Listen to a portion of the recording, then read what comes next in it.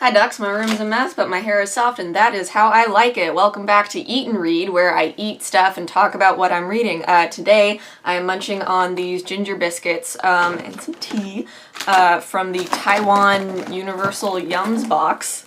I really appreciated this round of snacks because there's a ton of chocolate in here, more than the usual amount of chocolate, so I'm probably going to divide the remaining snacks into gift bags for my friends, which will be fun, but I really like these ginger cookies right now. If you would also like some chocolate and ginger cookies, you can go to universalyums.com/victuals, affiliate link in the description. Now, on to books. I'm consuming it. Get it? Starting with fiction, I've been really enjoying this short story anthology that I don't have with me because I got it from the university library, but it's called Sisters of the Revolution. It was edited by Anne and Jeff Vandermeer, who they are married, which is adorable. It's a collection of feminist speculative fiction, so you've got horror, fantasy, sci-fi. You have authors like Octavia Butler and Ursula K. Le Guin, but you also have like lesser-known authors. It's very international. A lot of the works were actually translated into English for the book, and it's brilliant. If you're struggling to find time to read bigger books, I suggest getting a short story anthology, because you can like work through story at a time, and you won't forget the plot because they're only like 5 pages long.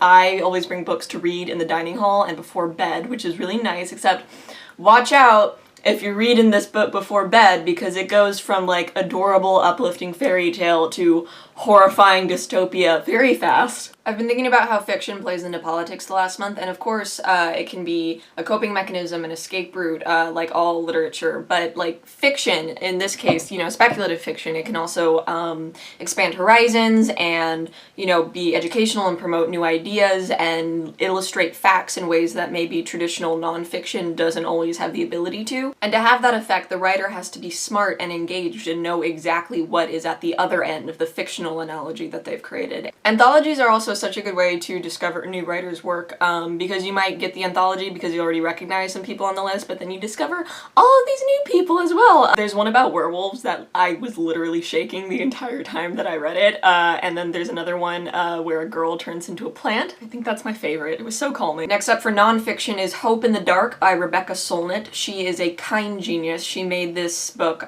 free to download for a week after the election, which is how I got my electronic copy. She wrote this book during the Bush administration, and then there's a new edition with like a new foreword written by her in light of Alt-Bush. It's a series of essays, and she argues for hope despite terror and examines every reason why we should still be hopeful.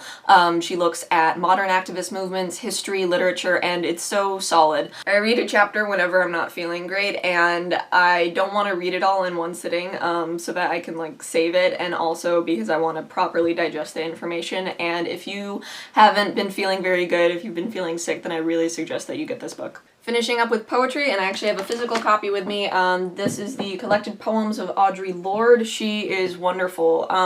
Poetry was always a form of communication for her, primarily. Like when she was little and her family would ask her how she was doing, she would respond with a poem that she memorized sometimes. She talked a lot about her theories of poetry in Sister Outsider, which is a bunch of her essays and speeches, and it's an art form to her, but it's also so much a form of communication, and it's a necessary way of looking at things and healing and talking and, you know, processing anger and loss and love. And no poet is ever just a poet. Like, everyone has jobs and hobbies, but knowing that she was so deeply involved with activist movements when she was alive, it lends a lot of depth to her poetry. So be sure to stop by your local independent bookstore or the library and try and get some new things to read. Today's fact is that a ginger plant can grow up to 4 feet tall, which is almost as big as me. That's all for me. I'm going to go paint my nails and cry. Later, nerds!